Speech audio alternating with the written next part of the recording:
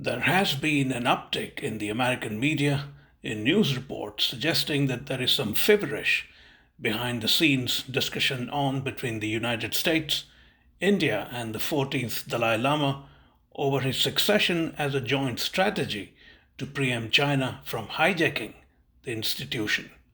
Although I have been saying for a while that much of it is hyped up, Mayank Chhaya reports is working on a series of three interviews to find out some more.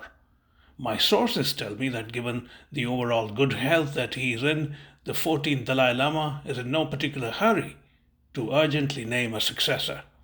These sources also say that he expects to live long, notwithstanding that he is already 86.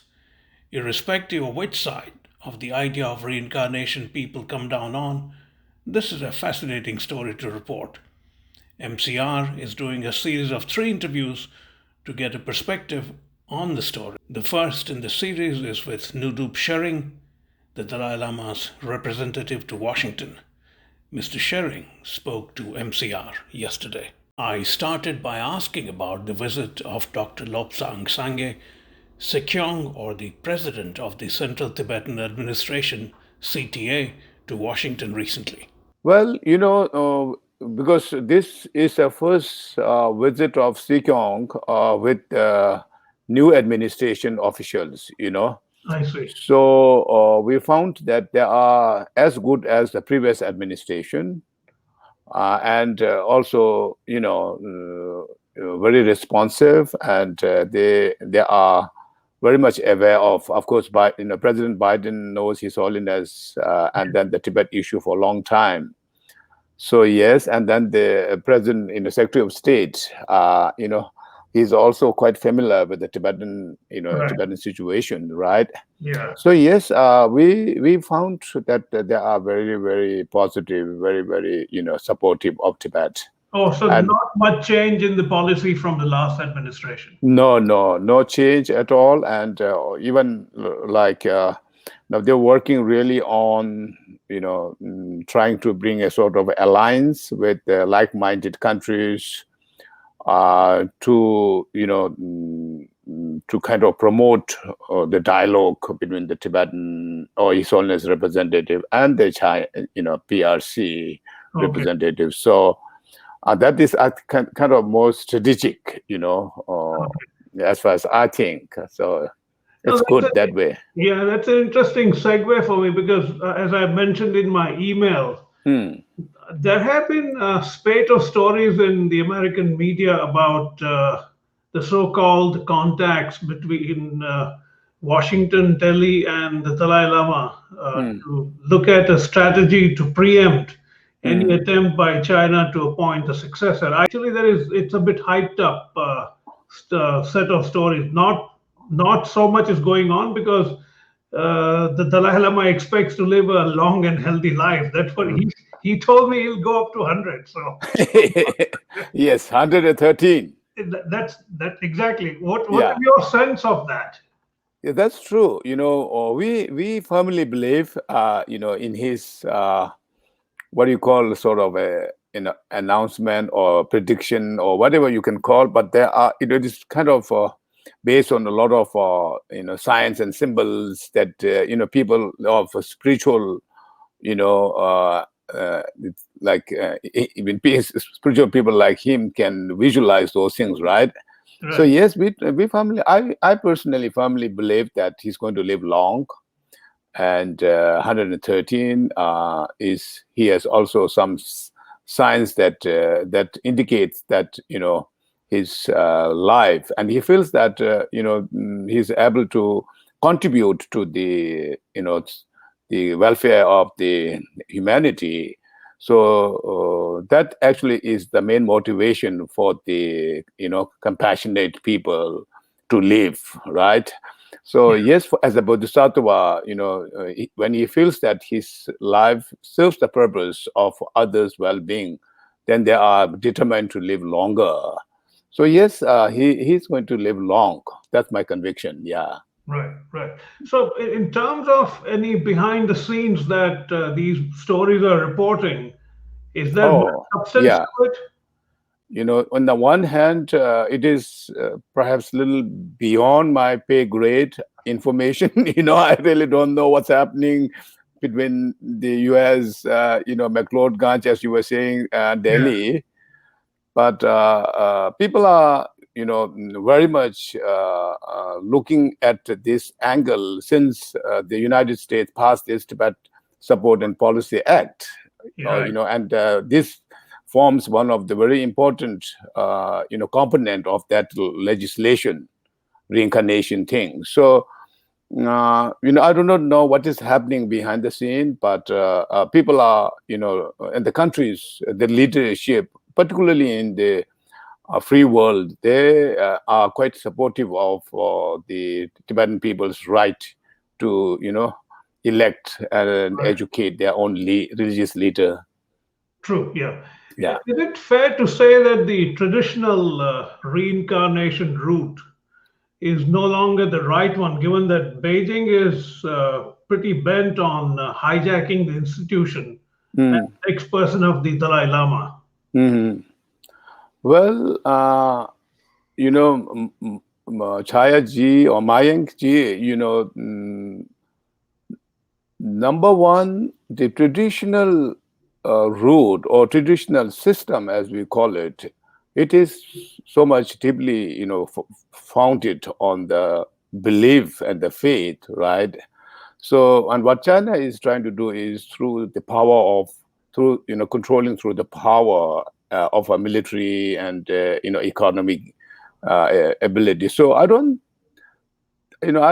think that they will succeed if there is anything like this. And number one, I do not know, first of all, it has to be very clearly mentioned whether His Holiness is going to, kind of nominate or name somebody as his successor while he's alive, because there are different theories, of reincarnation. Yes, this is one of them, that a person, when he is alive, he can nominate a person, or that the traditional, more popular way has been one person, passes away, and then his reincarnation is searched and found, right? Right. So we do not know at the moment what is going to happen. And His Holiness Dalai Lama has actually issued a announcement sometime in 2011, I guess. He said that he's going to leave a very clear sort of guidelines and message when time comes to to tell what will happen about his reincarnation, so that there will be no doubt left when he passes away. So we're just waiting for that. We kind of little, we're not so much worried about while he's alive, Right. because he's going to leave all these things very, I think, clearly. But purely as a practical matter and as a pragmatic strategy, don't you think it makes more sense for him to anoint a successor right away so that China has no room to Hmm. hijack the institution? Well, now these are spiritual procedures, spiritual theories that, I, for one, I cannot say, but as you were saying, as a layperson, just looking at what China is doing, that also makes sense, right? Right. But then, this, as we mentioned about different theories. So there are lamas, there were lamas in the Tibetan Buddhism who have nominated their reincarnation before they expired or before they passed away. But I don't know what His Holiness is going to do. So it is solely sort of his, Right. kind of copyright thing. Right. Right. Yeah. On the other hand, though, if he exercises the option of anointing someone now, it really diminishes the great mystic of reincarnation that has been going on for nearly 6 centuries. It takes away the magic of reincarnation that is so central to the Tibetan system, don't you think? You mean if he announces a Yeah, person? yeah. Then the whole idea of the mystic surrounding finding Uh-huh. a new Uh-huh. Dalai Lama Yeah. and faith that the Tibetans have historically invested in that process Right. Right. diminishes. Yes or no, both. On the yes, because until now, all the 14 Dalai Lamas, their reincarnations were found when the previous one, Ah, passes right. away, right? So that way, and then the world at the moment, the dependent Buddhists at the moment, they're also more or less leaning to think about that kind of thing. But then, as His Holiness himself mentioned some time back, that there is this theory as well, that when you are alive, you nominate somebody as your reincarnation.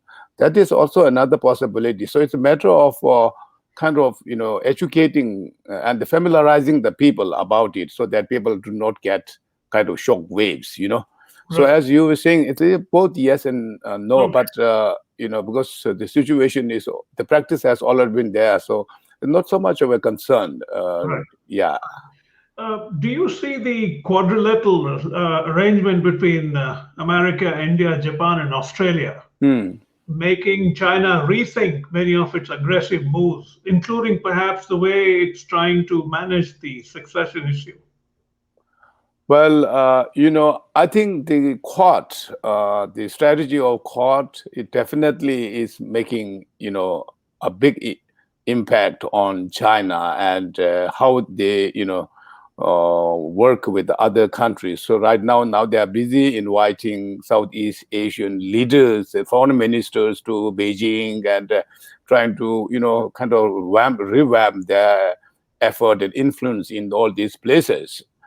But I'm not quite sure about, because there's a Quad, and because of this, they are more worried about His Holiness reincarnation.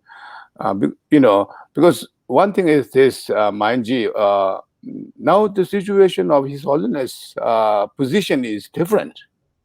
You know, China still holds on to His Holiness position as a spiritual leader he is, and then so much influence His Holiness has in the world right now. But politically, for Tibet, His Holiness has already devolved his political authority. True. I don't. Yeah, that's a good Yeah, point. yes. So, I don't know, where will it go? But maybe not so much as a political entity, because His Holiness has already seen these things, when he was devolving all these political authorities and, turning Tibetan, governance into a democratic system. So, he's way ahead of everybody, So, True, true. yes, I mean, yeah. if China wants to use the person of Dalai Lama for political influence, they are a bit too late for that now. I think so. I think, but they don't, try to understand that at the moment. But of course, His Holiness right now has so much, influence, not only on Tibetan Buddhists or Tibetan people, but in all the, the Buddhist countries, right, including Mongolia, Japan, and all these countries, even in the Western countries also.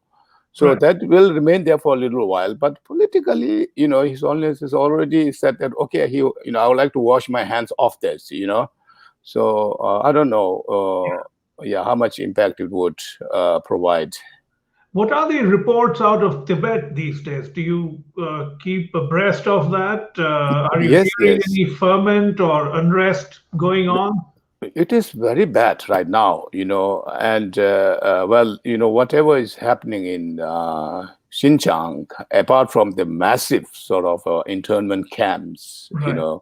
Tibet is experiencing a lot of other things, and it's actually like a police state right now. There they said there are like one Chinese spy over 15 Tibetans. So, and then Tibetan population is so small that it's easy sort of to just oversee. And last year, even when people, the world is under the fire of a pandemic, or even it is now, see, they passed ethnic unity law in Tibet. What this means is intermarriages of Chinese, Han Chinese, and Tibetans. They're promoting that. They're providing a lot of incentives. They're providing awards to those people, those districts who do all this kind of thing. So through this, they want you to introduce or implement the assimilationist policy, right? And then there has been for some years the bilingual policy, which what this means is that Tibetan as well as Mandarin is taught alongside. But now Mandarin is the medium of instruction in all Tibetan schools, starting from kindergarten. I see. Yes, so now we're having big problem that the younger Tibetans in Tibet itself, they are having difficulty in understanding Tibetan language. Right. So this is our critical issue. These are one of the main things. This is also diluted. And then last year, last September or October, the Chinese, Xi Jinping introduced the Sinusization of Tibetan Buddhism. So, from Buddhist faith to language to ethnicity, they're actually trying to totally eliminate Tibetan as Right. a as a ethnicity or as a race. So Right. this is then they are working on this so ferociously, aggressively. We're really worried. You know, and with what happened with India, now they are actually because they are worried that Tibetans who are at the borderland with India, they might turn over to them. So there are more, now more military people and more efforts to increase all these policies, in Tibet. So yes, it is really in a great danger right now. You mentioned Sinicization of Tibetan Buddhism. I'm rather Yes, curious. How do you achieve that? What does it mean? I mean, Buddhist precepts remain Buddhist, no matter yes. which angle you approach from.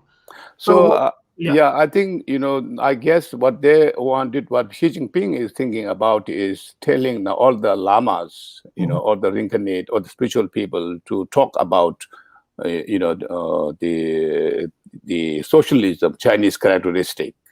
They wanted to also promote Buddhism through the Mandarin, Mhm. so through the Mandarin language, and to talk about Buddhism through Chinese language. So which means is if you talk Buddhism, or the history of Tibetan Buddhism, you in Tibetan, then there are a lot of those the historical events which lead Tibet to India. We Right. talk about all these saints who come to Tibet from India, and then the Tibetan lamas who went to India, Nalanda education, and all that sort of thing. Now they slowly wanted to, do away from there. That is why now when you talk through Chinese medium, even the history of Tibet. So you may not be able to talk so much about these things, or maybe in other words, you will talk more about how the Chinese, Chinese Buddhism came to Tibet, and then of course, yeah, every now and then they would like Lama to say, okay, what the CCP is doing is Buddhistically correct, I you see. know. You never know. So they can use Buddhism in their own interests towards their own goal. So yes, this just started last October, I and see. I was seeing how things are evolving, and this is a serious thing. It is, yeah. Yes. The problem is the Chinese think so long term, Mm. unlike a lot of other people who counter them, including perhaps the indigenous Tibetan population, because China has always had maybe 1,000 year view of things. Mm. So they are known to wait their time, and they have patience. It's one of their virtues.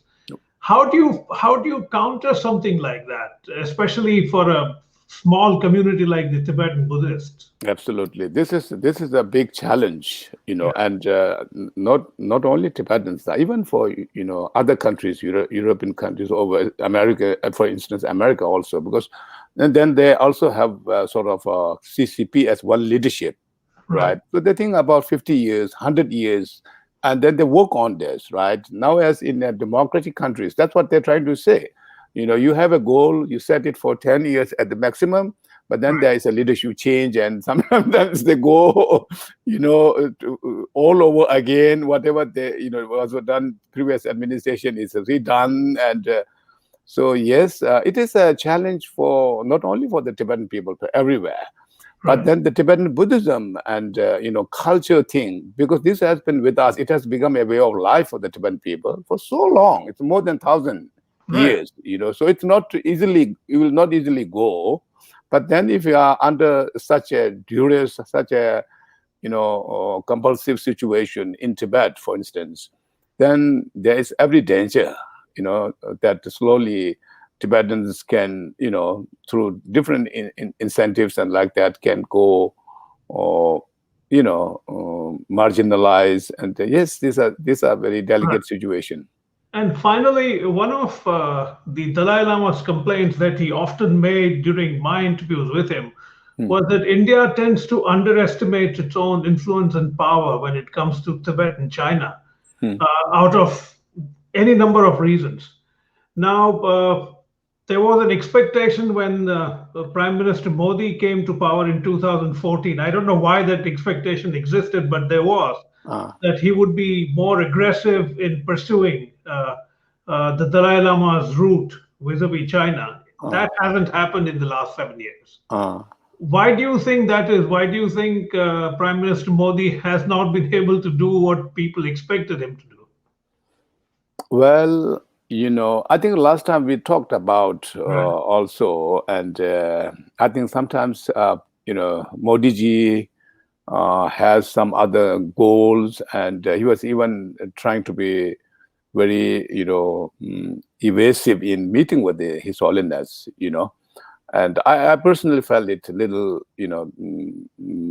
too much, even not because His Holiness met with by all leaders of the world, and being in India, Modi ji has met His Holiness only once, that also in a very much sort of, covered up way. But then I saw 1 year, that was maybe 2016, 17, I don't remember clearly, when His Holiness was even, encouraged to visit Arunachal Pradesh, those places, because it was totally, my view, to tell the Chinese that, this is the Indian territory, and His Holiness is visiting there. So, well, difficult to say this, but right now, because in India there is, COVID is really doing havoc, right? Right. So the China has even, extended to help, but the government of India, has not responded. So, with the latest events happening in, all these borders, now the people of India, the government of India is really learning, what China is and what Chinese, the CCP's goals are. Right. So probably, yes, we can look for more bolder stance Yeah. in the coming years. Yeah.